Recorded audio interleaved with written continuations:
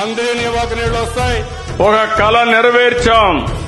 ఆ కళ కనింది ఎన్టీఆర్ అయితే దాన్ని నెరవేర్చిన పార్టీ తెలుగుదేశం పార్టీ అని. ఈ రాయలసీమ ఇంకా రాబోయే రోజుల్లో రాళ్లసీమ కాదు రతనాల సీమగా చేస్తాననే ధైర్యం.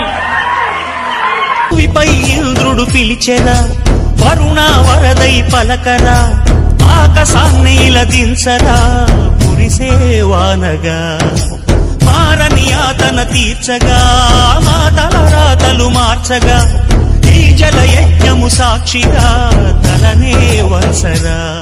మహారాజు తాలి సమిధల్లి మారి నిలువెల్లా వెలిగెరా, భోగాన్ని విడిచి త్యాగాన్ని వలచి తాపసిగా నిలిచెరా.